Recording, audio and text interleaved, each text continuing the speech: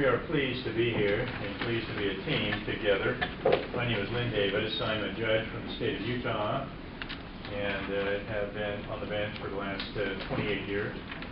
We'll begin my 29th year soon.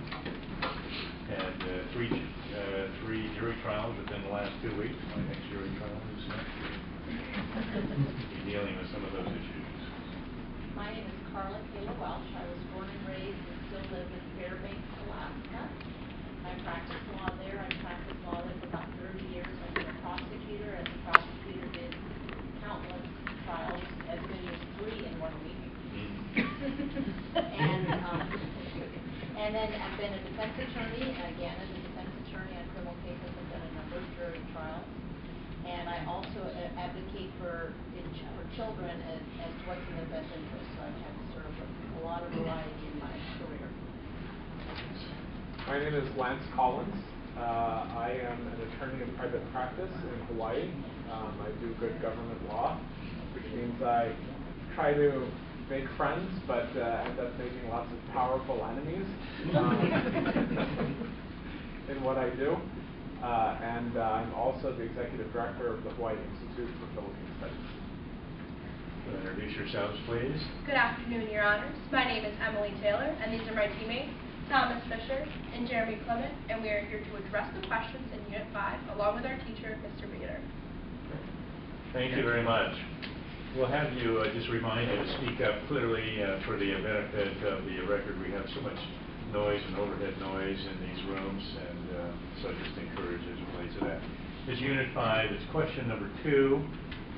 The jury has been defined as the democratic branch of the judiciary power, more necessary than representatives in the legislature. Do you agree or disagree with this contention? Why or why not?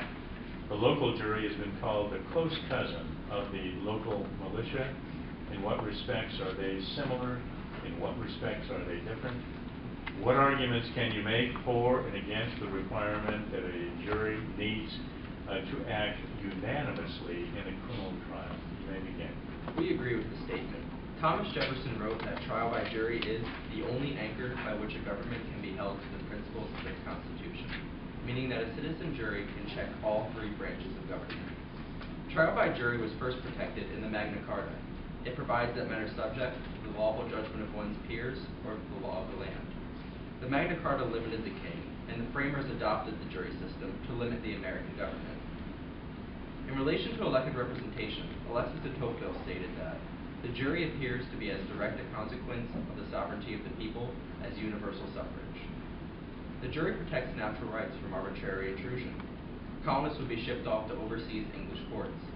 Courts like the Star Chamber, a secret tool of the king, would not provide an impartial jury. Trial by jury was deemed fundamental to an ordered scheme of liberty in Duncan versus Louisiana. The opinion stated that the jury makes available the common sense judgment of the community. In Powers versus Ohio and J.E.B. versus Alabama, jury discrimination against whites and women was outlawed. In order to maintain a government by the people, as promised in the preamble's words, "We the people," citizens must be involved in the process of governance on all levels. Both the local jury and local militia are made up on the smaller community level, separate from the federal government. This allows the local jury and militia to act as a check on the federal government in defense of the people's natural rights. Examples of both of these institutions fighting oppressive government can be seen in the trial of Peter Zenger, which established truth as a defense to libel, and the American Revolution as local militias fought against the oppressive British government. This reflects the principle of limited government and classical republicanism, getting the public involved in government and their community, while also learning how the courts work by serving on a jury. Also, service in a militia or jury is considered a civic duty, not just a right. Summonses to these can be put forth through a draft or a jury summons issued by the government whenever needed. Local militia and local jury are different despite their similarities in checking the government. Jury nullification is a non-violent way to fight government oppression, while militias must take up arms against their government. A jury is even further disengaged from the government than a militia, and is called upon far more often for any trial in which a jury is needed. Militias also have widespread effects when successful, with the goal of total revolution, while juries fight a more isolated form of revolution. In unclear Supreme Court decisions involving unanimous verdicts, the case of Apodaca versus Oregon, the majority opinion held, the jury unanimous verdict requirement is without merit, since the Sixth Amendment does not require proof beyond a reasonable doubt. The dissent, however, reasoned that a unanimous verdict would be required. After Williams v. Florida, which ruled that 12-member juries are not required, but in Bursch versus Louisiana, it was ruled that 6-member juries require a unanimous verdict due to their small size. On the other hand, the dissent in Johnson v. Louisiana stated that, unless a unanimous verdict is required, the result may be the unjust verdict product of racism, bigotry, or an emotionally inflamed trial. An example of when acting unanimously is acceptable would be some of the 1969 to 1975 Supreme Court decisions, when Chief Justice Warren Burger voted for the majority just for the sake of a unanimous decision. In 1974, Justice Burger led the court in a unanimous decision in United States v. Nixon, as documented in Bob Woodward and Scott Armstrong's The Brethren. Thank you, Your Honors. We are now ready to take your questions. Thank you very much. Sure. Why were many founders partial to local juries?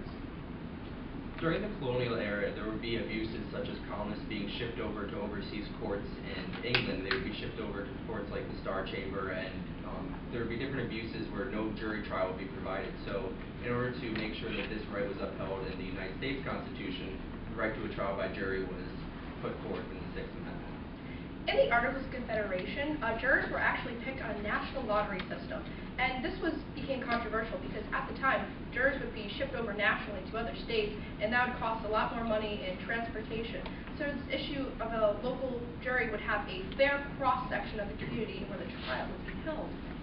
The founders really desired local juries because they had a goal of creating a limited government. Coming from a tyrannical, oppressive government under British rule, the jury acts as a valuable check on all three branches of the government. So they wanted to create the limited government they desired.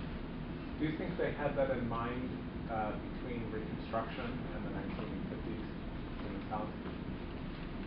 That kind of limited government? I think that was definitely an issue because during the Reconstruction era, when Confederate captains and Confederate politicians were being tried in the South, there was definitely not an impartial jury. That was set forth in Parker versus Gladden through the 14th Amendment later on. So at that point in time, there wouldn't be an independent jury because they would be surrounded by their supporters. So that was definitely an issue during Reconstruction.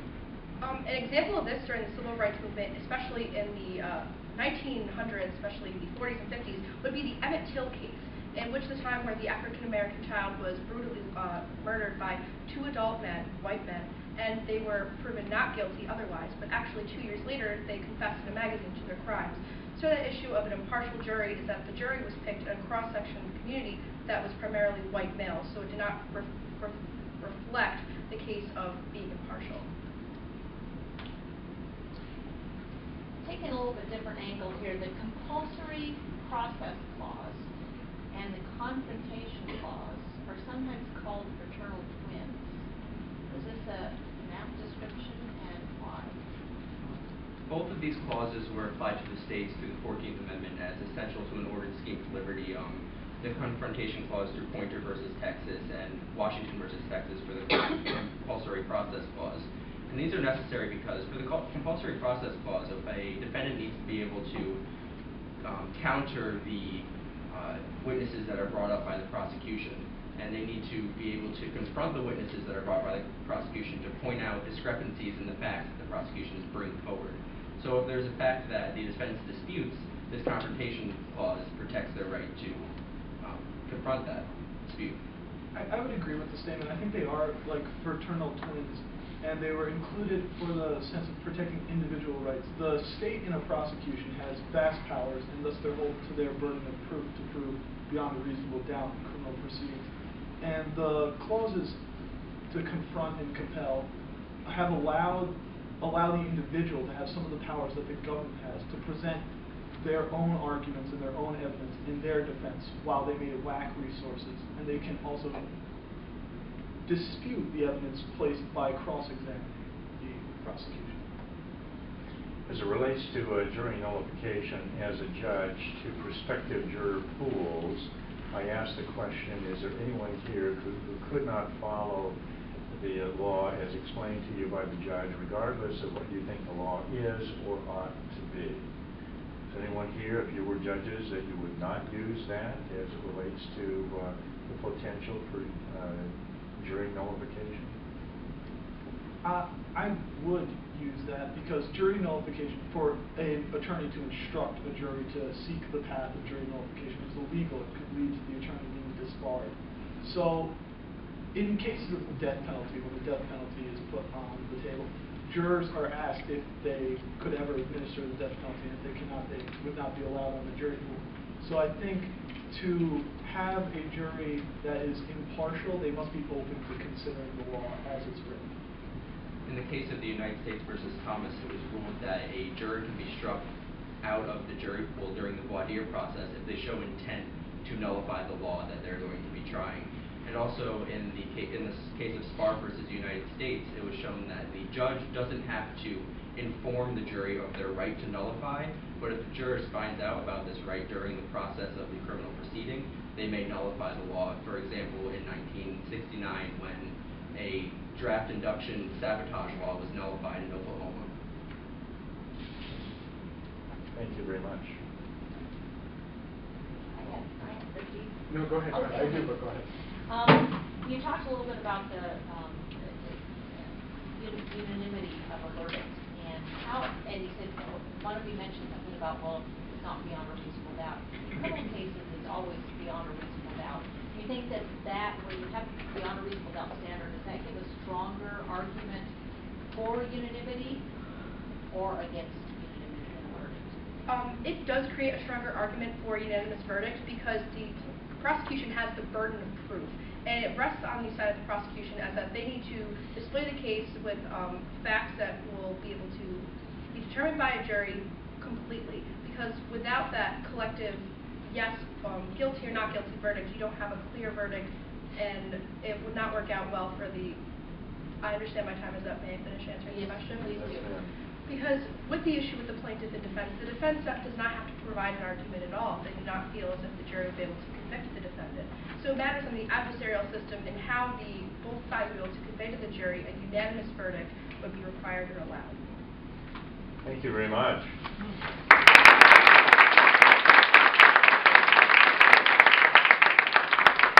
Well, you maintained eye contact during the entire time. You looked at historical facts and contemporary facts and historical law, case law, and contemporary case law. And I thought it was excellent as it relates to your presentation and your compliment of each other in terms of your collegiality. Other observations? Really good job. Great job on the initial presentation. You projected very well. You spoke very clearly, concisely. I was really engaged and interested in what you were telling me. And when it came to the responsiveness to the questions, each one of you participated, and it was clear to me that each one of you have a pretty deep knowledge, and sort of the depth and breadth of it is, we explore that in the question and answer session.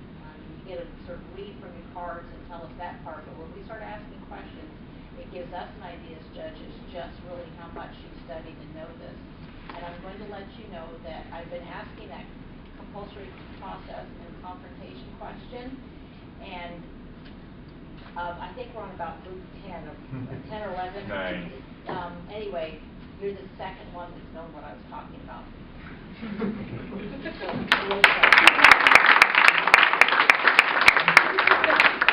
Yeah, I think you guys did an outstanding job as a team. Everybody had something to contribute in a sort of equal measure. I also very, very happy in the 15 years I've been doing this and helping the Hawaii team come to nationals. I try to emphasize using case law and not just doing string cites, but actually being able to distinguish each one by the facts and the holding. And you're now my model team for that. Because during press, you were doing it too quickly. Some of them I couldn't write down exactly the whole case, but I was very, very happy with. And if I could add to that, what's really unique about what you did is, I mean, you cited some cases in your written presentation, but to actually to show that you knew these cases, you were able to actually cite them in answers to questions. And so you knew how those cases related to the questions we were asking. So that's not real common to be able to do that. So good job. You sound like lawyers out there.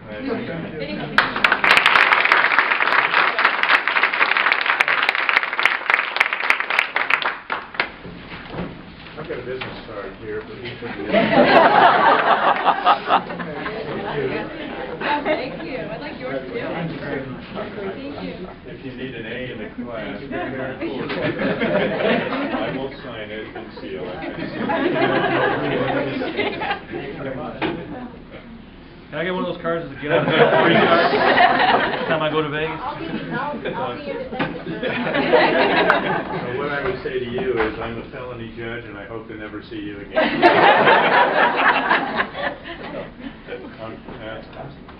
Thanks, everyone. Thank you.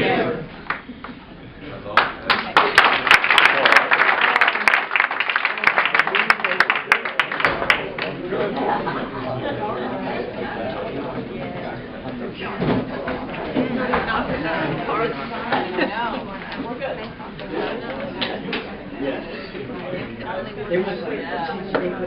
If they will down the end of the I don't understand.